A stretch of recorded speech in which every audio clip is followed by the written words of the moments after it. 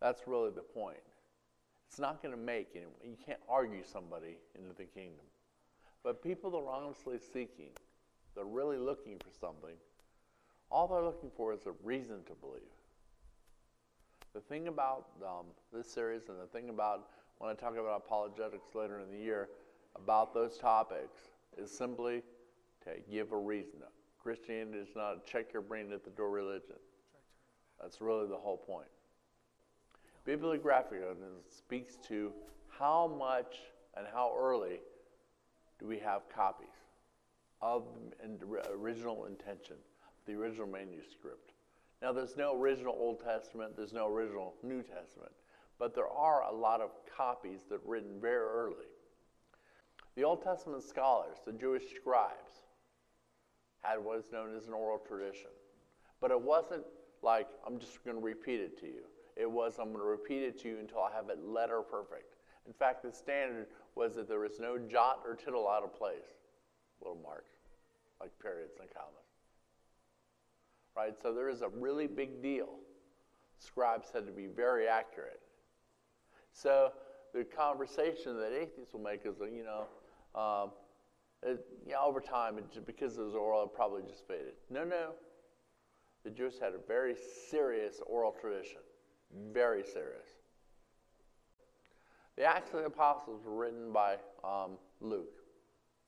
There were 84 verifiable facts, historical facts, inside the book of Acts, including like titles, names of officials at the time, real people, and their real titles, right? In fact, they mentioned the Tetrarch of Lycaonis, and they, up until about 10 or 12 years ago, they had no evidence. Oh, he made it up. But 10 or 12 years ago, an archaeological dig found a plaque that was inscribed, and at the time that it was inscribed, it's about the time that Luke wrote this, and it referred to the Tetrarch of Lycaonis. Really? It's true then. But this also includes sailing directions with prevailing winds to get to this and such coastal city. You turn this way and this way. The sailing directions match exactly how you'd sail there today if those kind of winds were blowing. Names of port cities. So it wasn't fiction. It's true. We have a number of eyewitnesses. That's a really strong piece of evidence, too. Gospels are in the tongue. Yes, they do. Of course they do. If a cop hears eyewitness testimony and it's exactly the same, they think it's been rehearsed. Eyewitnesses see things from different perspectives. They highlight different events. But the same significant events are told. Right? It's a big deal. And the Gospels all agree on the death, burial, and resurrection of Jesus. Some people emphasize the walk to the tomb. Some people emphasize the cross. In Mark, it's a focus on end-time prophecy. But they all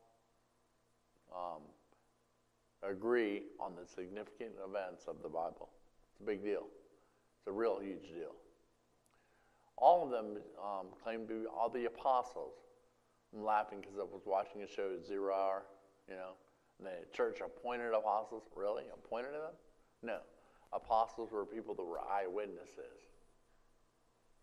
People change their behavior based on impact events. An impact event is like an airplane crash, a marriage. Funny that I have those in the same sentence, isn't it? Resurrection. What can make the 12 men? They all fled. Peter even denied him 3 times to save his own life. They fled. They were hiding in places.